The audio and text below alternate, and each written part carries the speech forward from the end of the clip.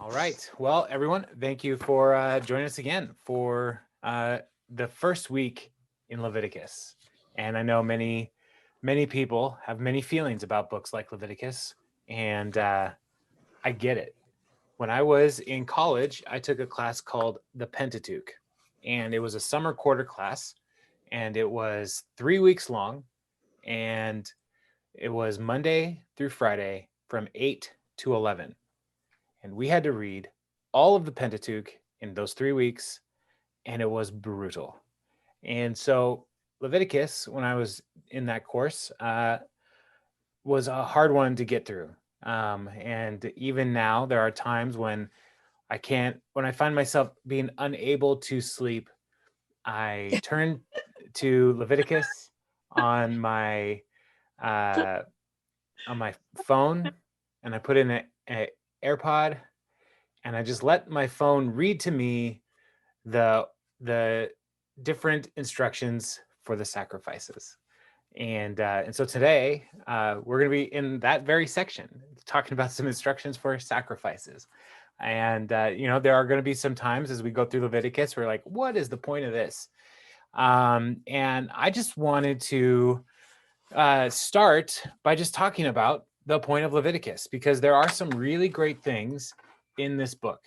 And I'm sorry, I should have pulled this up earlier, but I wanted to share a overview document for Leviticus. And oh man, where'd it go? Now I lost it. Super. Good job, Jason. What did I do? This is so unprofessional.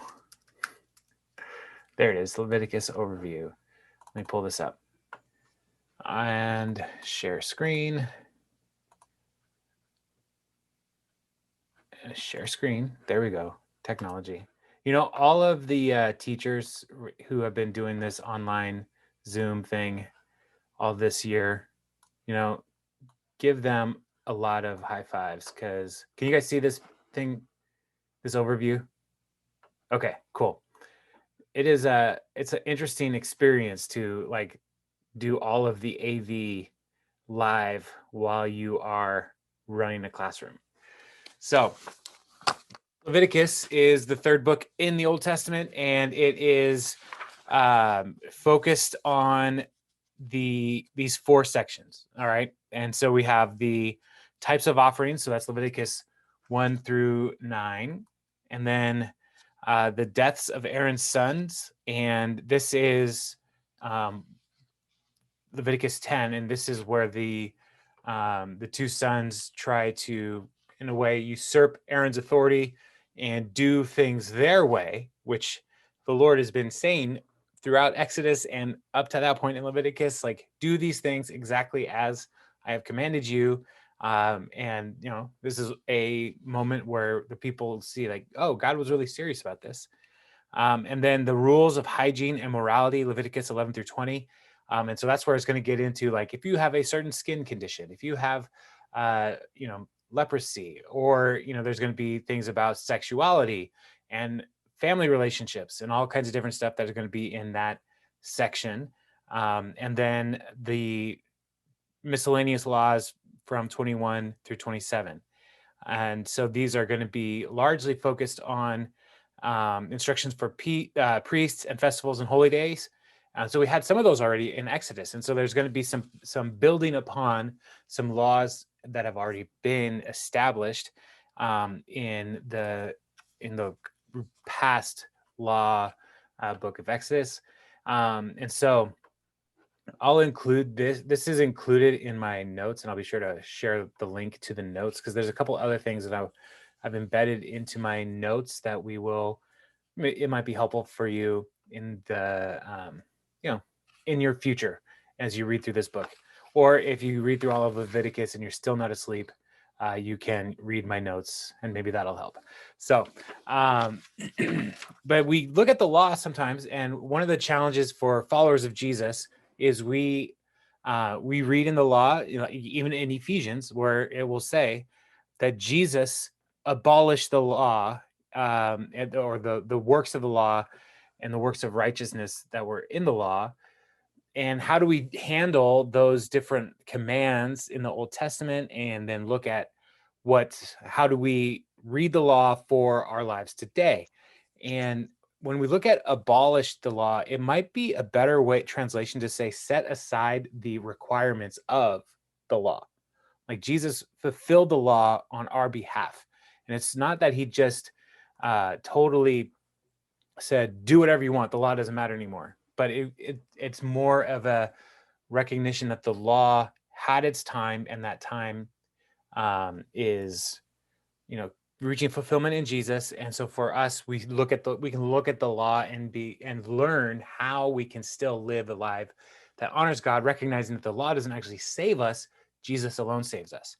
So there are good things in the law. So we shouldn't just throw it all out and just ignore it. And so I found one of the resources that has been helpful for me in working through the law. I've shared this before, The Gospel According to Moses by Daniel Block. He has a piece in the introduction talking about the law, and most of that book is looking at Deuteronomy, but I wanted to pull this forward into Leviticus to help us kind of think through, like, how should we approach the law. And so the first thing, there's 7 things that he says. And I'm just going to go through the main points for what he's arguing for. So the first thing is that God and Moses perceived obedience to the laws not as a way of or precondition to salvation, but as a grateful response to those who have already been saved. So the following law doesn't save you, it is a response to being saved.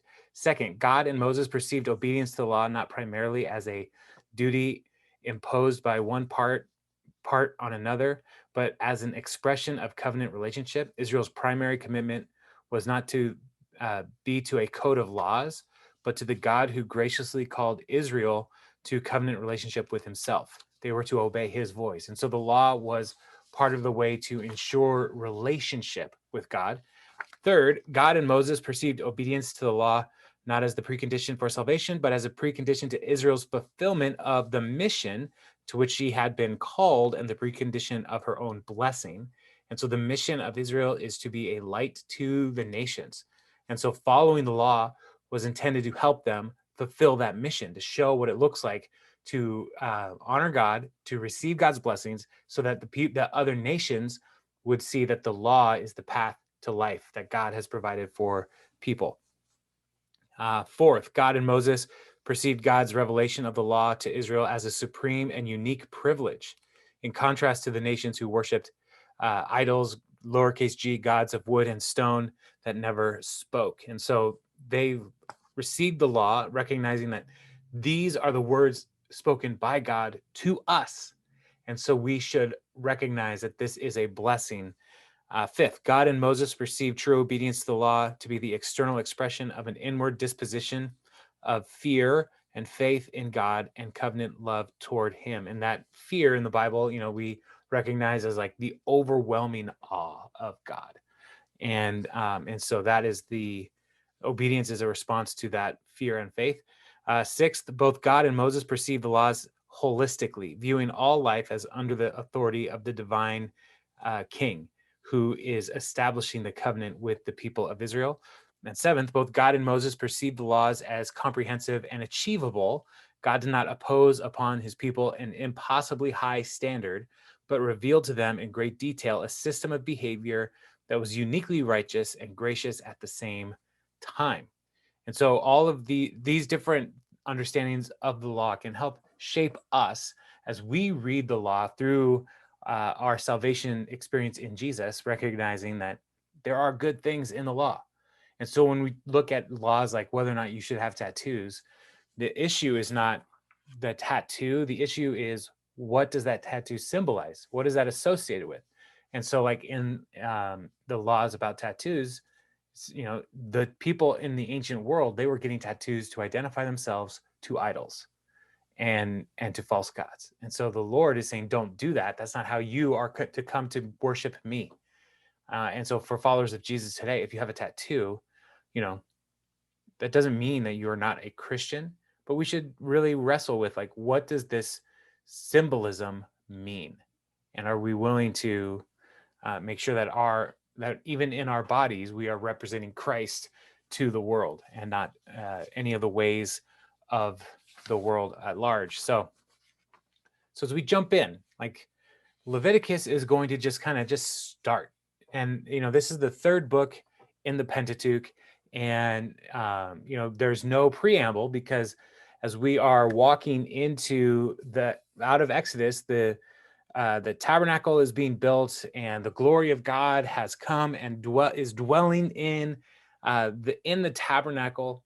And Leviticus starts with, and the Lord called Moses. And so we call it Leviticus, but the Hebrew name is actually like the Lord spoke, the Lord called. And like that is the way the Hebrew naming convention for the books of the Hebrew scriptures is like the first words, the first phrase of the book. And so we call it Leviticus, looking at how a lot of this has to do with the Levites, but it's really the Lord called the people. The Lord called to Moses.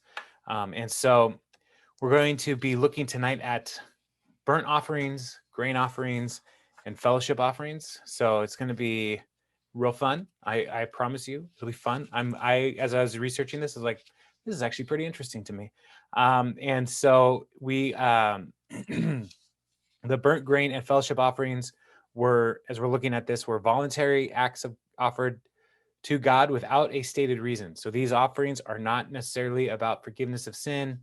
It is just a way of expressing gratitude to the Lord.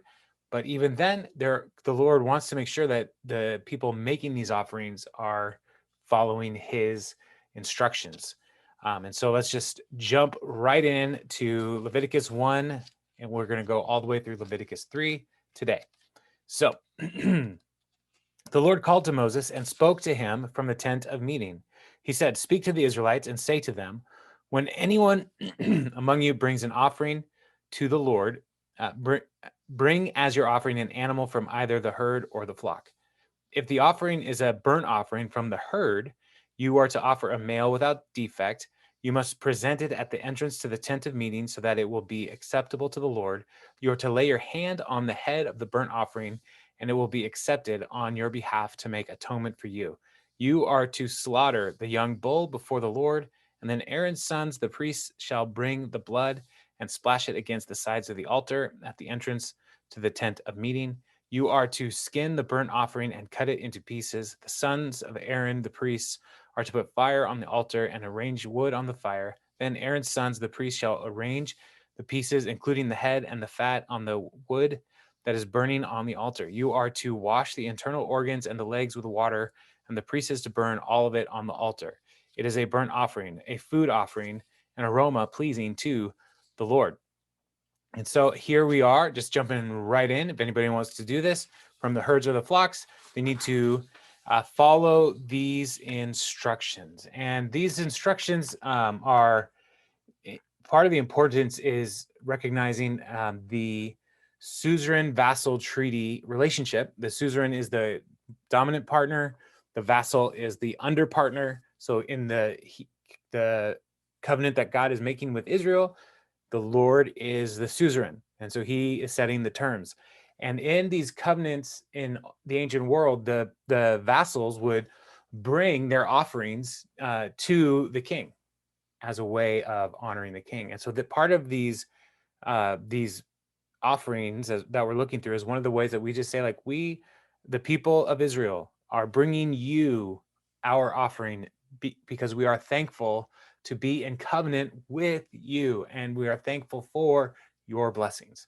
And so that's really the first category of these first offerings. And so I want to share with you this the tent of meeting. We've kind of looked at this before. This document here, these are just right out of my notes. And so this is the tabernacle. The ark is in the most holy place, and then the holy place. The altar and the basin are in the courtyard. And so most of what's going on in these offerings is out here. But they do have to bring the animal. Here is the animal from the herd, a male without defect, to the entrance to the tent and present it to the Lord. And as they are doing that, they also are leaning leaning on the animal, laying their hands on it. And so sometimes we look at, you might hear lay your hands on and picture like the way we like lay hands on people on a Sunday morning, or like we're praying for somebody. And we do that in the church. We lay hands on people to identify with their ministry, to impart the Holy Spirit onto people. When we pray for healing, those are all the reasons why we lay hands on people in the modern church. Here, the person making the offering is not just like putting their hands lightly on the shoulder of the animal. They're leaning on the animal and like in a way like representing transferring themselves, their life, all their who they are, transferring that onto the animal as a way of saying like, God has blessed me, and I'm offering this animal as a way of saying thanks to the Lord. So I'm identifying and leaning on this animal. And so as we look through, like, since I've already got this shared with you, these are some of the different categories of offerings.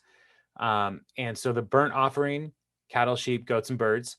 The blood here is splashed on the altar on the sides, and part of that is to purify and offer the purpose atonement, or underscores prayers and petitions or praise, right?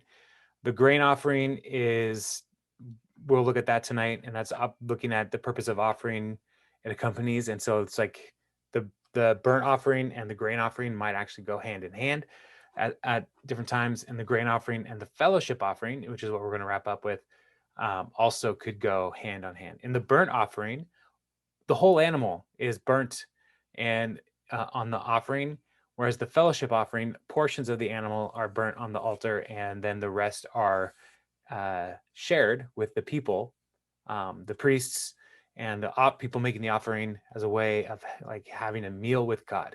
So that's something to keep in mind. And this, like I said, this will be in the notes that I'll share, so that if you like charts and graphs, there's a spreadsheet of the different offerings. So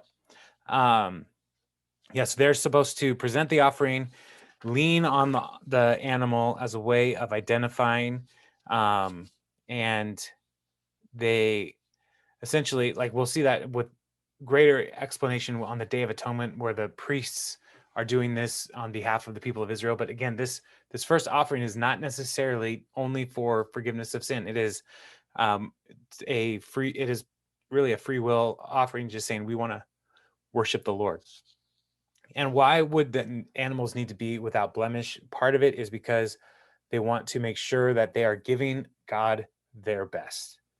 And so any animal without blemish would be preferred. And in this situation with the flocks, or from the herd, we're talking specifically about like cattle. So these are big animals that are being offered up to the Lord. And part of the what we're going to look at as well is that these different animals are of different values, which is interesting because it shows us that the Lord is recognizing that not everybody has the same amounts of resources. And so there's offerings for that the wealthy can make, but there's also inclusions for the very poor in their community. And so this, like, as we look at this first one, is the most expensive offering. And then we'll look down to like birds and grain as part of potentially the offerings for the poor. There's a lot of blood in what we're going to talk about, and I don't really like blood, but I don't like thinking about blood. But the blood, and the purpose of the blood is a part of the ritual cleansing of Israel, and it's part of the ritual cleansing for the elements of the tabernacle.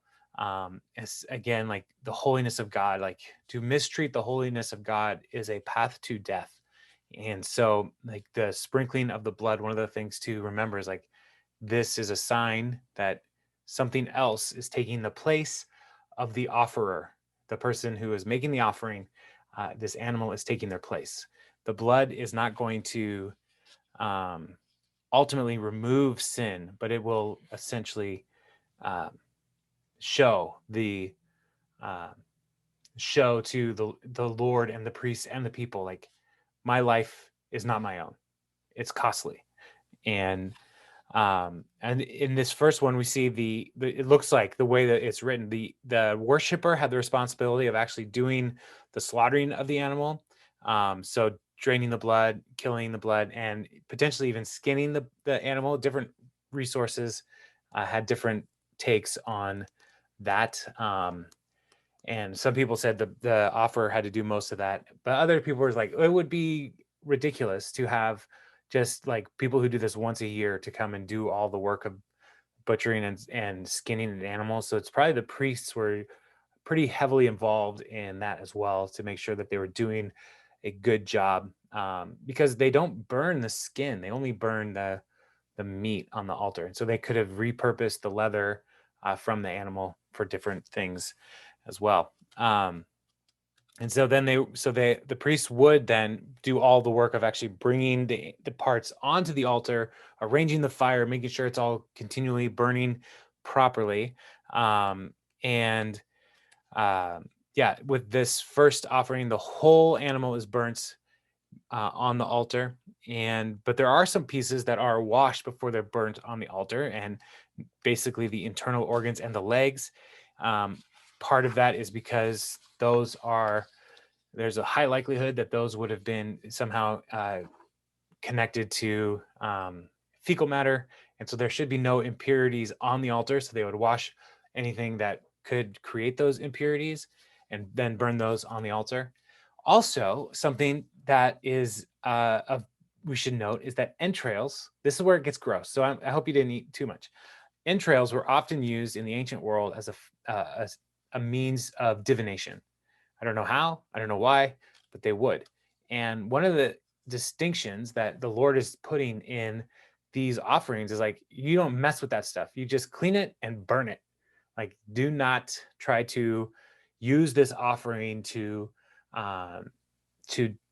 practice divination or to seek to get God's insight on the ways of the world. This is a offering that you offer to the Lord, and it can be accompanied with prayer, but it is still not you saying to God, you must do this for me. And so, yeah, so they would put the whole animal on there. The next is offerings from the flock in verse 10.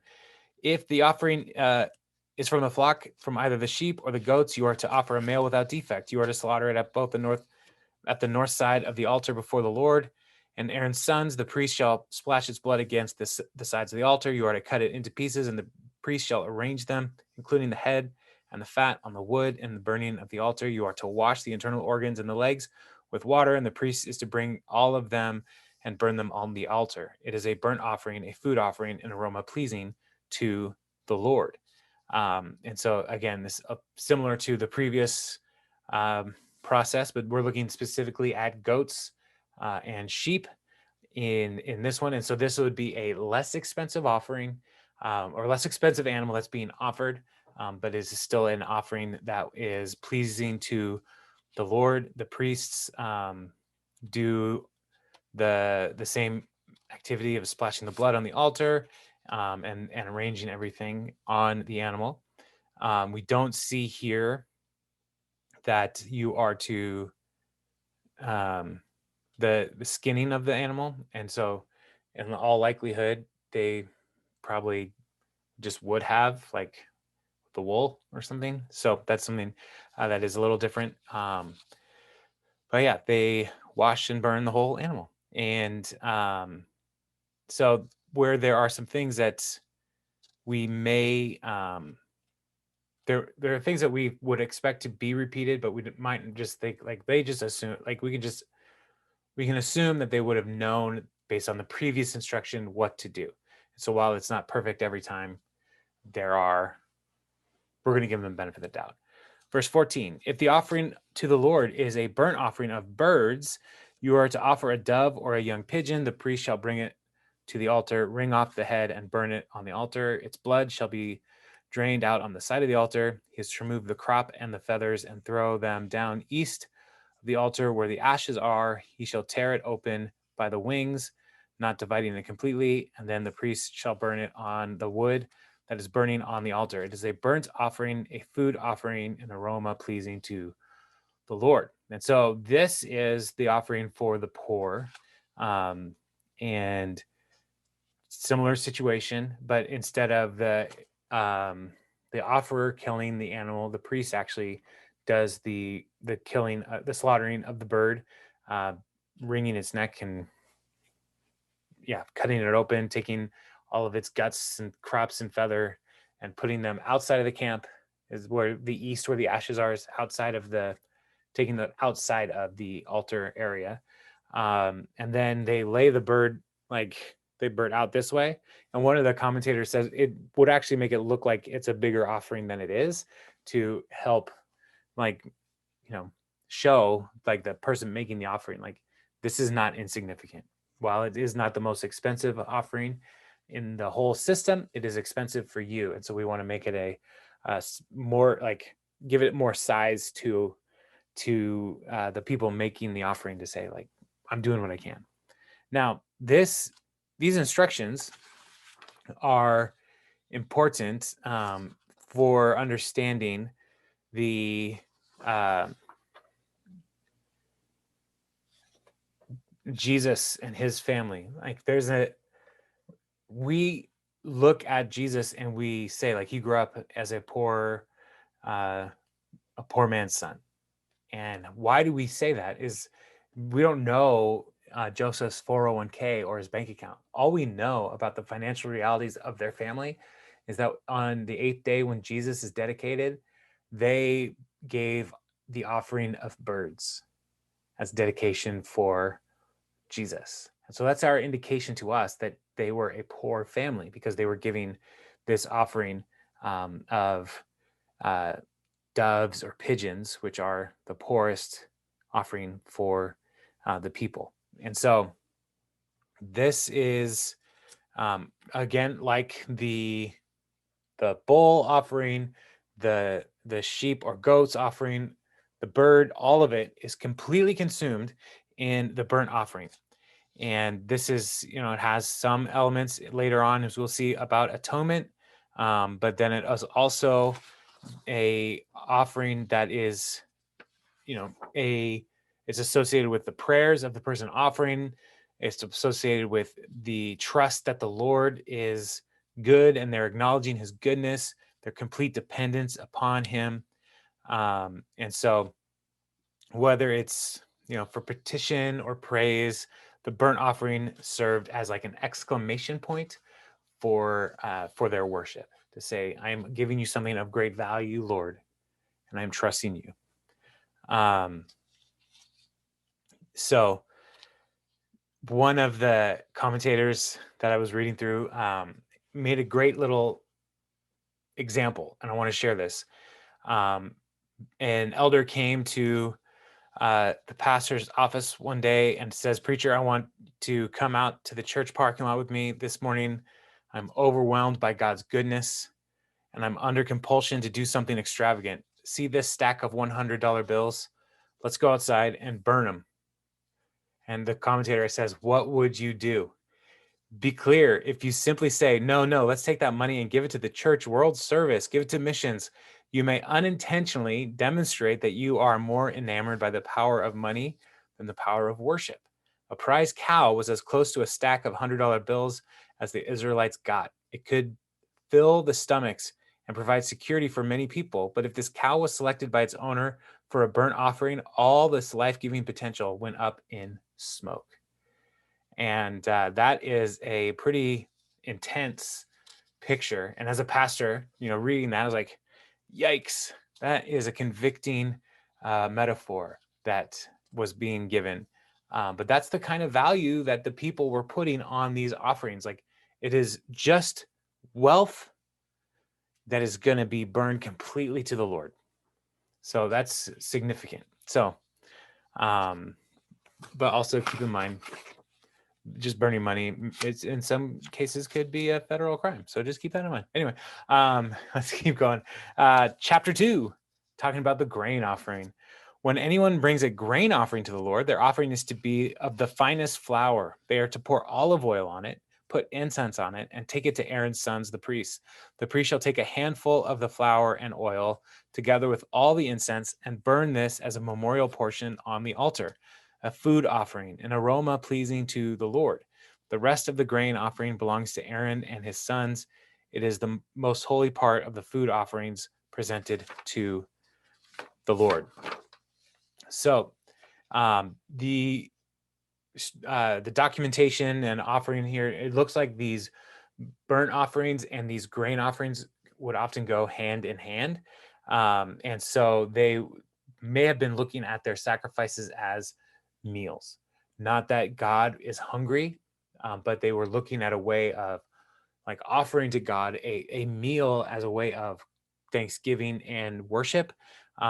But it, again, God's not hungry. He doesn't need people to make him like food to nourish him, but he is asking the people, he's commanding them to um, their their offering as a treasure to worship him.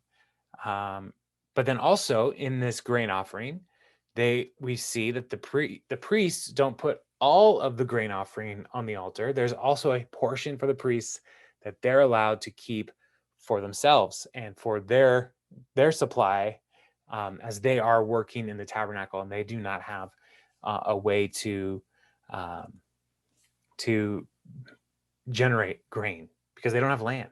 And so they are just, this is one of the ways that they supported the priests.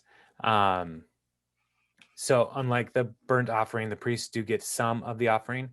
And so this first grain offering was uncooked flour that would also have incorporated some olive oil. And the olive oil was intended, and incense. The olive oil would actually help the grain burn because the olive oil would be the part of the combustible element here. And so it would actually help the grain burn. And then the frankincense would also help create the pleasing aroma as part of the offering.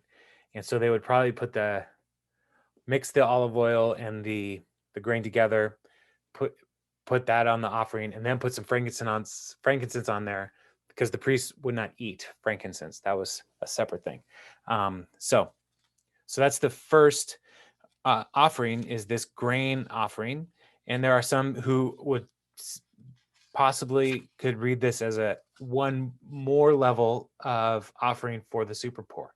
If they don't have any animals from the herds, flocks, or doves, then the grain offering could also be a part of that offering to support the work of the church, of the tabernacle, as well as to to worship the Lord as a free will offering. And it says here that it's a memorial portion.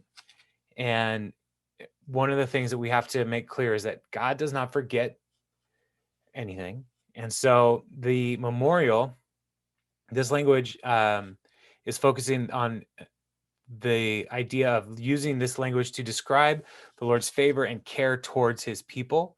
It can also be used to describe the Lord's delivering a person from a specific trial, such as sickness, oppression from enemies, or the inability to have children. So to be remembered before the Lord was to experience his favor. And so that's what the memorial offering is saying, like, Lord, I'm asking for your favor in my life. And as we look at this offering too, there's the holy and most holy. And so with the most holy offerings, the burnt offerings, all went to the Lord. The whole animal was burnt. With the most holy grain offerings, those were elements that were only allowed to be consumed in the tabernacle. There are some elements of the grain offerings that could go back home with the priests to serve to their family. But for these most holy offerings, it was all supposed to happen in the tabernacle. So while they were working there, that was their food.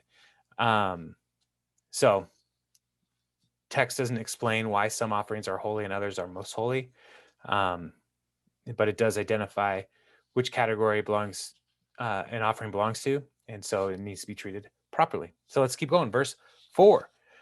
If you bring a grain offering baked in an oven, it is to consist of the finest flour, either thick loaves made without yeast and with olive oil mixed in, or thin loaves without yeast and brushed with olive oil. And if your grain offering is prepared on a griddle, it is not. It is to be made of the finest flour mixed with oil and without yeast. Crumble it and pour oil on it. It is a grain offering. If your grain offering is cooked in a pan, it is to be made of the finest flour and some olive oil. Bring the grain offering made of these things to the Lord. Present it to the priest, who shall take it to the altar. He shall take out the memorial portion from the grain offering and burn it on the altar as a food offering, an aroma pleasing to the Lord. The rest of the grain offering belongs to Aaron and his sons. It is the most holy part of the food offering presented to the Lord. And so the first one is just the grain and the olive oil. And then you can also bring a grain offering that's already prepared as a kind of loaf or like a flatbread. And then so these are the baked items. And one of the most important elements that we should note here is there's no yeast allowed in any baked goods in the offering. And part of that is because yeast is introducing fermentation, a kind of spoilage is one way to look at it. Another way to look at it is that yeast is actually a bacteria, and it's like a living animal, and so you're not supposed to offer anything that is currently living on the altar. Everything on the altar must be slaughtered before it gets to the altar. But then also yeast throughout the Bible is considered to be a sign of sin and decay. And so that's something as well to be mindful of. Like, you cannot bring anything that is altering the grain beyond its just processing, initial processing, to expand or do anything with the loaf. It has to be free of blemish. Just as the animals need to be free of blemish, so too the grain offering should be free of blemish. And similar situation is placed where they take out the memorial offering and put that on the altar, and the rest goes to Aaron and the sons, and this is the most holy offering. Verse 11. Every grain offering you bring to the Lord must be made without yeast, for you are not to burn any yeast or honey in a food offering presented to the Lord. You may bring them to the Lord as an offering of the first fruits, but they are not to be offered on the altar as a pleasing aroma. Season all your grain offerings with salt. Do not leave the salt of the covenant of your God out of your grain offerings. Add salt to all your offerings. If you bring a grain offering of first fruits to the Lord, offer crushed heads of new grain roasted in the fire. Put oil and incense on it. It is a grain offering. The priest shall burn the memorial portion of the crushed grain and the oil together with all the incense as a food offering presented to the Lord. So we already talked about yeast, but honey is probably not talking about bee honey here. It is probably talking about like basically date juice, which would have been thick and sticky and very sweet. And so that could have been what they meant by honey. And why we are not allowed to bring honey into the situation with the baked goods is similar to yeast. It could kick off some of the fermentation process. And so nothing that would be a alteration of the grain changing its basic state is supposed to be a part of the offering. So leaving any leavening agents, any corruptions out. But then also it talks about the salt. And salt in the ancient world was widely symbolic of preservation. Jesus says, "You are the salt of the earth," and so that's it's part of that is the salt preserves the people, and salt of the earth preserves the people of the earth. But part of this is these are offerings that are made as a covenant commitment, and so the salt is a part of the offering to remind the people that they are preserving the covenant together with the Lord. Like, they are trusting that the Lord's covenant will preserve them, that their activity and obedience to the Lord's commands are a part of keeping the covenant. And so the salt in the offering is a key part of the covenant. And so you can see that in Numbers 18, which we'll get to shortly, in 2 Chronicles 13. These both talk about salt in the covenant. And then also here, Moses wrote down the first fruit grain offerings, which would have been happening in the spring, which is actually coming up. First fruits. Tomorrow is the Feast of the Ascension, which is the 40 days after 40 days after the resurrection. The Lord was taken back up to the presence of God the Father, and then 10 days after that is Pentecost. And so we are coming up on Pentecost, which is also the festival of first fruits. And so the first fruit offering, they were allowed to roast the heads of the grain, at least, and then bring those as part of the offering. And so this was barley at that point, but that's not super important. And so the continuing preservation of this relationship with the Lord is all part of these grain offerings. So the grain offering, there were some elements that were burnt completely. There were some offerings that the priests were able to eat in the tabernacle. There's some offerings in the grain that the priests were able to take home to their families. And so now we're going to look at the last category for tonight, chapter 3, the fellowship offering. And this is, as we're going through this, I'm going to just read the whole chapter because it's similar to what we've kind of already read. But the point of the fellowship offering is not to burn the whole animal or the whole offering on the altar, but to enjoy the blessings of the Lord in a way of having a meal with the Lord. So let's jump in, chapter 3, verse 1. If your offering is a fellowship offering and you offer an animal from the herd, whether male or female, you are to present before the Lord an animal without defect. You are to lay your hand on the head of the offering and slaughter it at the entrance to the tent of meeting. Then Aaron's sons, the priest, shall splash the blood against the sides of the altar. From the fellowship offering, you are to bring a food offering to the Lord, the internal organs and all the fat that is connected to them, both kidneys and the fat on them near the loins, and the long lobe of the liver, which you will remove from the kidneys. Then Aaron's sons are to burn it on the altar on top of the burnt offering that is lying on the burning wood.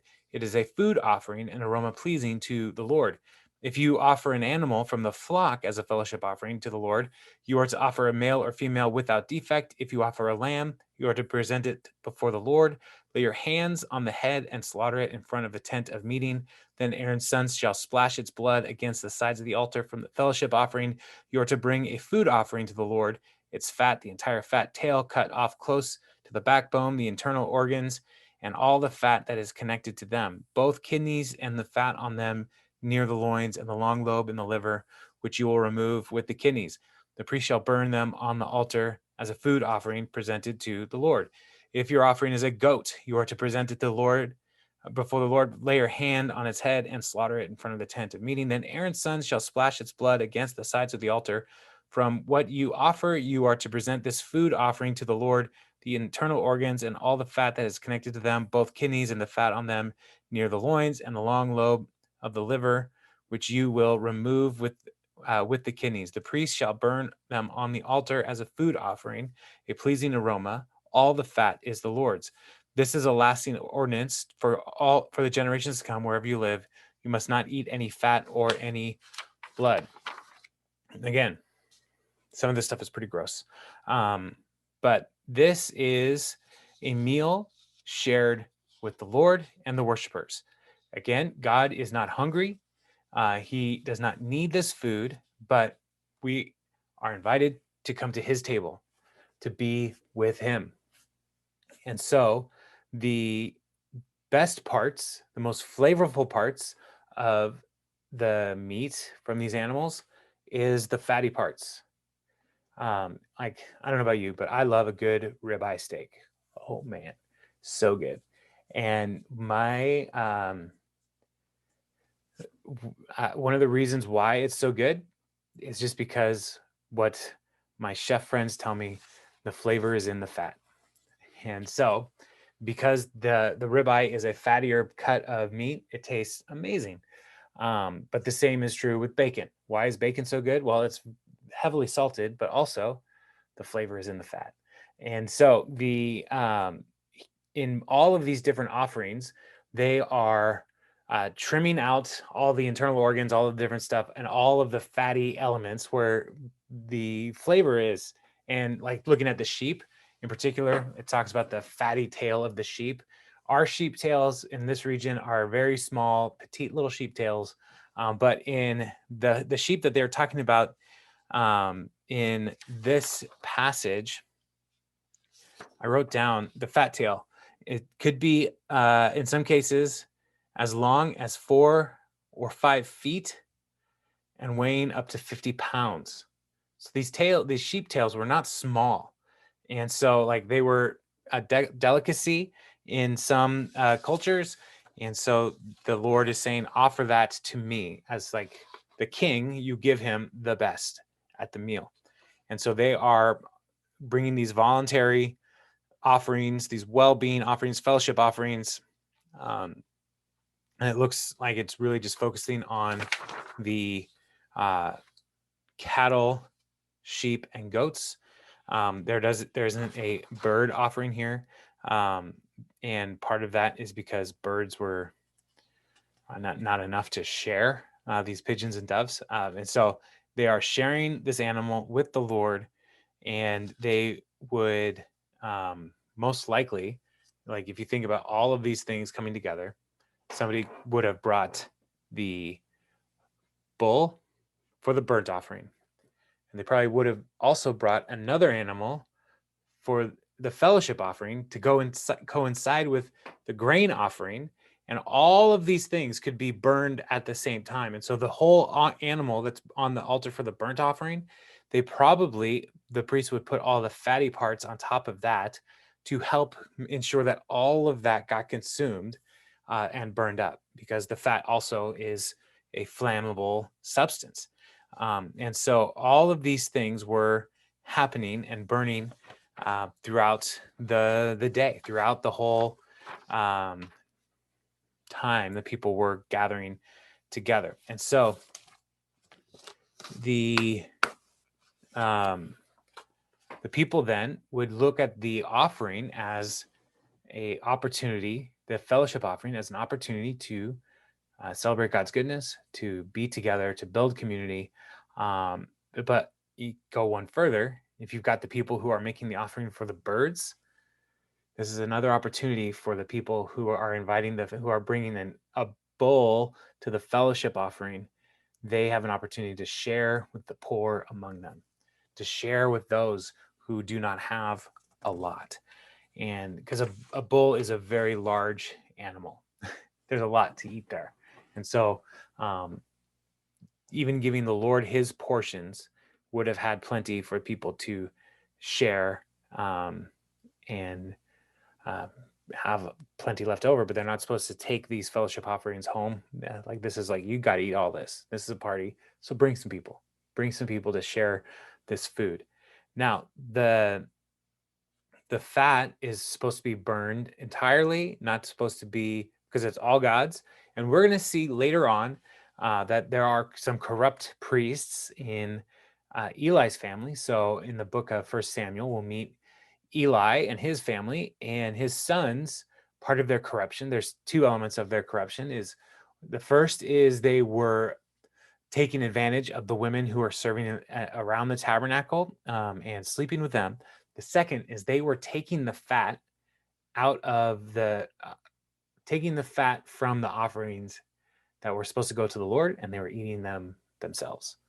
And so that's part of the corruption of Eli's sons. And so, we see these laws put into place, and like, how will we ever know if people carry this out? But the writers of Scripture tell us, and this is one of the things that I appreciate so much about the Bible, is they're not hiding the failure of the people in the Bible.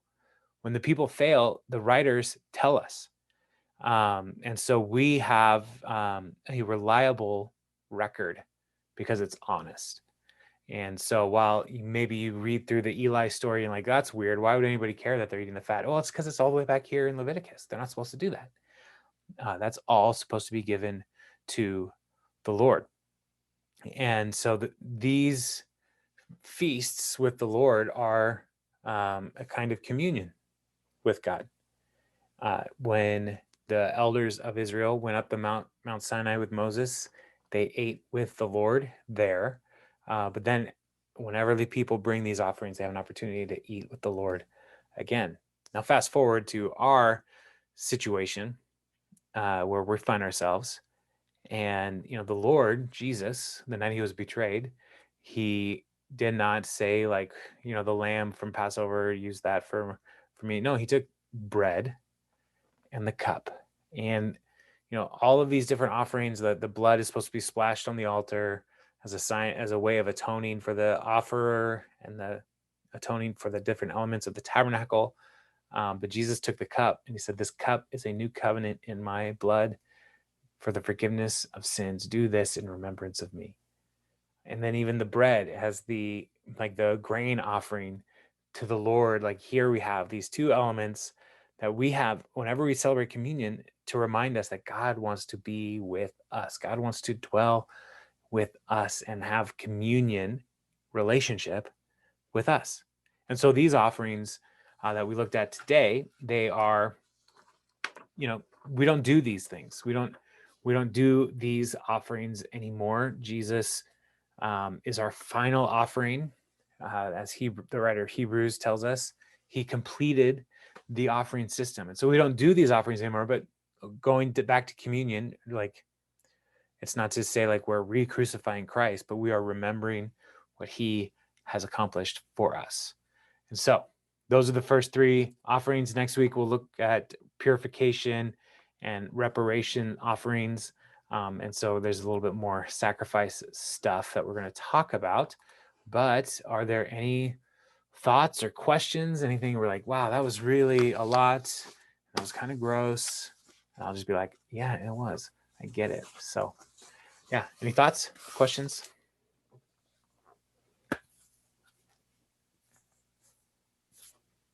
Well, Jason, this is Carrie. I'm kind of with you. When I first started reading this, the Leviticus, the offerings portion, Mm-hmm. it was pretty gruesome and intense. Reading it this last week. Yeah. Well, good. I'm glad you took the time to read it. So it wasn't all just like, whoa, that's all happening right now. You had some time to think about it before group. Mhm. So yeah, but it is intense. And one of the, like, our culture, unless you're a farmer in our modern age, you really don't deal with animals and death. But No, these folks would have been dealing with animals and birthing and dying all the time. So it wasn't as shocking to them as it is to us, to our modern sensibilities. yeah. And so that's something to keep in mind. Like, they would have been like, oh yeah, you slaughter the animal. That's what you do. Like, if you're going to eat an animal, it's going to have to die first. Like, so You it's never think about that though. In our age, we go to the grocery no. store; it's already done for us. We love steak and big old barbecue, Yeah. but the thought of doing it yourself is like, whoa. I mean, that first section in chapter 1, when they're flinging the blood on the Yeah. altar, I thought, Yeah. who's cleaning all this up? As a mom, I'm like, whoa, that'd be one big mess. That's great barbecue and all, but clean up Yeah, I Yeah. was crew. thinking about the smell. Yeah, that was the other Yeah. thing. Yeah. Yeah. Yeah. It And would the have flies. smelled interesting for sure. Because And do you like think there's there was a ton of flies? well, I don't know if there would have been a lot of flies. Part of the process though, like, they're burning things. So like with the burning, there is the, barbecue smell. I love the smell of Mhm. barbecue, right? But also all of the blood is going to smell bad. Yeah. It's not going to be great. And so that's one of the reasons why, like, it was like they're throwing incense onto the altar as well, in different parts to like help cover up the smell of the offal, which is a part of the whole thing that's getting burnt. Um, so yeah, it would have been a pretty interesting smell for sure. No Little doubt about it. culmination of smells, kind of like when you go to a carnival where it's like, ooh, overload of every smell under the sun. Yeah, going through the animal displays at the fair, like those are like, wow, I didn't know goats smelled this bad. They do. Uh, Mhm. so yeah, but the yeah, it's a lot of intense imagery, but part of the motive, like it's not just imagery, like it's intense things for us to think about. But part of the value of these sacrifices is recognizing the cost of redemption. Like that Yeah. God rescued the people of Israel and he brought them into covenant, like there's a cost for their life. And these sacrifices help them to see the cost of sin, the cost like that God would be with them. Like God chose them, not because they're so great, but he just chose the nation of Israel for his special possession. But there's still like there's a cost in following the Lord and in discipleship of saying like I'm willing to offer this animal as a sign of thanks to you because of all that you have done for me. So yeah, so these different elements are all part of those that cost structure, which sounds so economic and terrible, but it's I mean that's the way our world thinks is cost structure. So Would it yeah, also be kind of the first uh, ideology of tithe? well the tithe will come up. That'll be brought up. So they are taught they are going to be required at different points to bring 10% of their flocks, 10% of their grain, their harvests, all of that. So that will be brought up. And so this is not the tithe. This is a Mhm. free will offering that they're giving to the Lord. No. And so it's beyond the tithe. So Hmm. when like different people try to like quantify the percentages of the offerings that the people of Israel would make, and like I've heard as much as like 40% of their income like is actually or their wealth they were actually giving to the Lord at different points throughout the year. And so the 10% tithe was actually is like a low number for like faith for followers of Jesus today. Like a 10% tithe is actually much lower than what the people of Israel would have been expected to offer to the Lord. So it's hard to know for sure, like how that works out. But there's a lot of offerings that people bring. So, and they do that again. The first things that we looked at was looking at how the Lord has provided, and so the law was perceived to be a blessing to the people to be in relationship with God. It wasn't intended to be a burden to the people as much as a blessing. And as they followed the law, they were supposed to also then see God continue to bless them. So they didn't always do that very well. That's what Malachi is about. So yeah, any Well, it other? seems like the law got all twisted up. Yeah, the law. Whenever people are given rules, they're going to want to make sure they, you know, either do the minimum of the rules or enforce that everybody else follows all the rules the way they think they should follow the rules. And then it gets misidentified as the rules are what save you instead of the rules are what helps you play the game. Like when you play Mm. Monopoly, like you don't read the rule book and think, wow, these rules are going to shape my life forever. And they're the most important thing. The most important thing about Monopoly is having fun with your friends. I don't know why I chose Monopoly as the example because it's the worst game, but like the game, like the rules are there to facilitate community Right. as you're playing the game.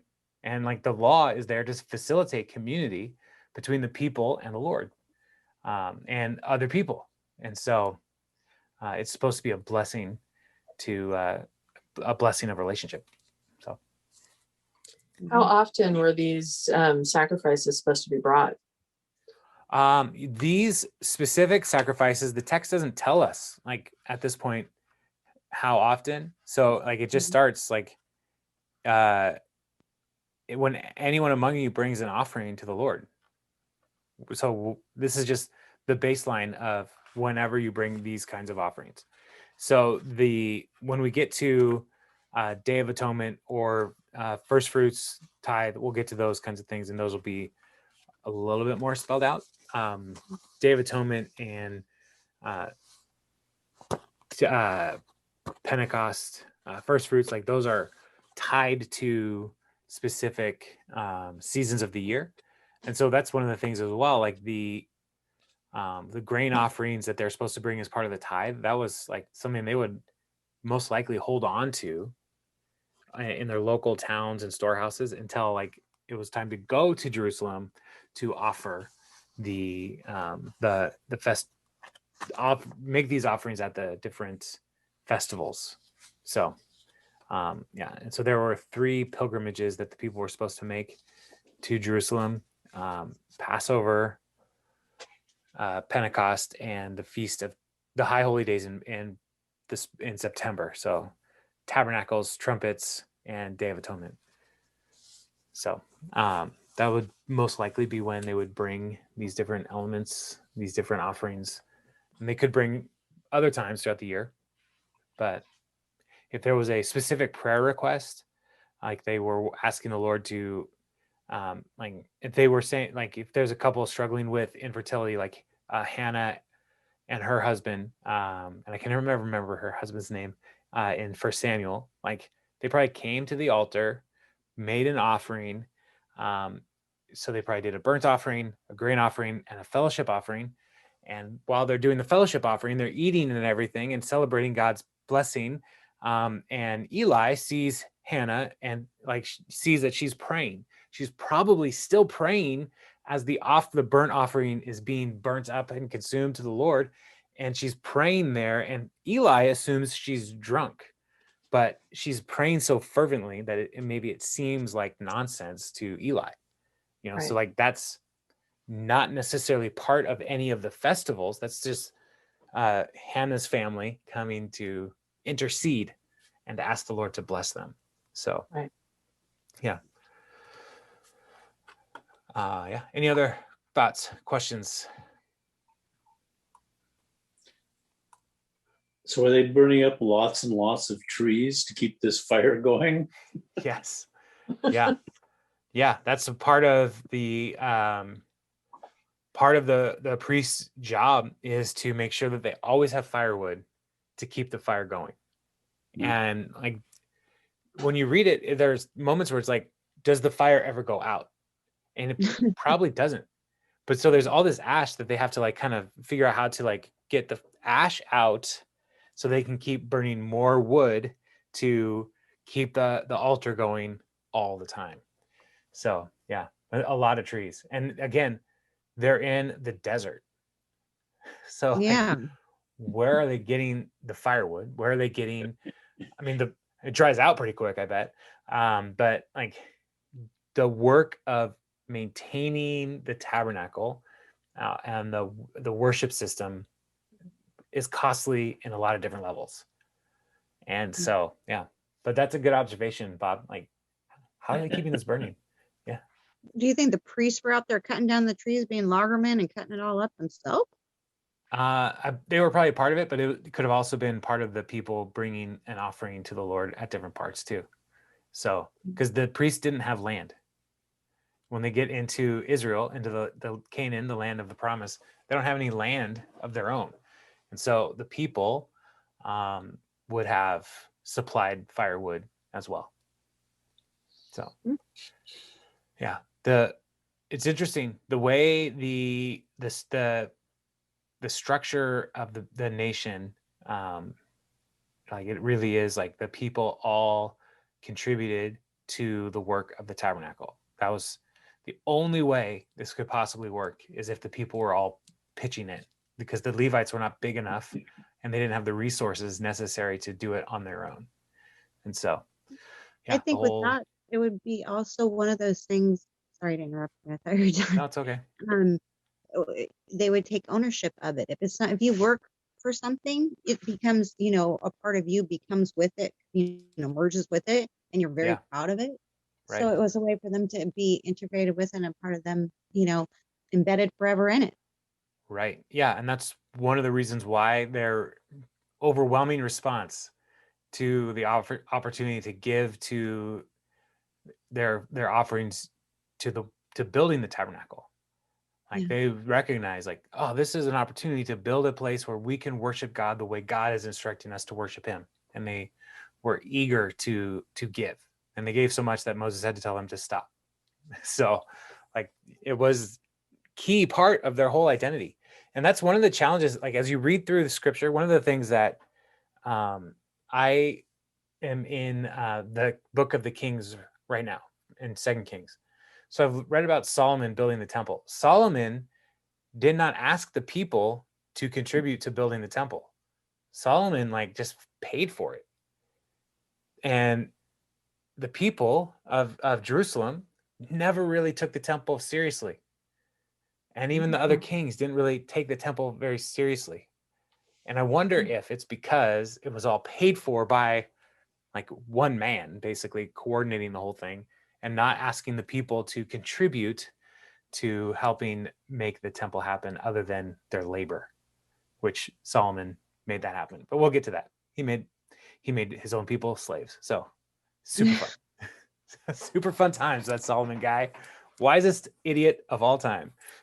So. I would thank you for clarifying up about the yeast. I was actually just thinking more of functionality of it. I mean, you're in a hot desert, you know, if you have bread out and it's a warm, you know, couple days, you know, like a week, you get little mold on it. Mm-hmm. So I was just thinking it was functional. Maybe he told not to do that because if you're traipsing through the desert, it's going to go moldy quickly. That's possibly a part of the reason, because it is a contamination of the grain. Yeah. And so that's part of what is the reason why the yeast is not allowed to be in any offering. The people could use yeast at home in their eating and making of bread, but any offering had to have no yeast in it because it is a contaminant.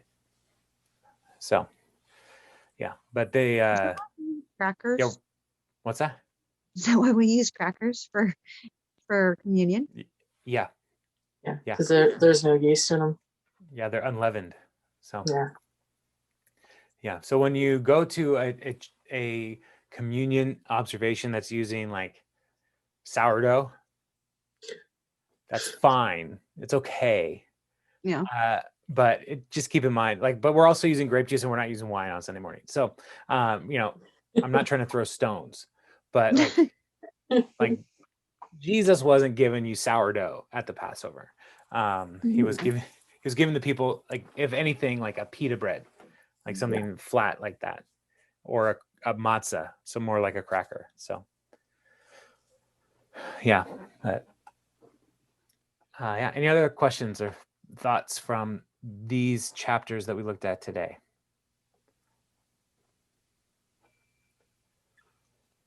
No? All right. Well, we will look at 4 through 6 next week. And so, we'll be back. This book is only 27 chapters, so we're actually going to get through it pretty quick. And we'll get into Numbers. So the Pentateuch is a lot. It's just a lot, and there's no way around it. But I hope you're enjoying walking through this. I think I every time I read through this stuff, I learn something new. So, we all have a good night and a good week. I'll see you all again real soon. God bless you, Jason. You too. Thank you. All right, good Bye, night. guys. Good night.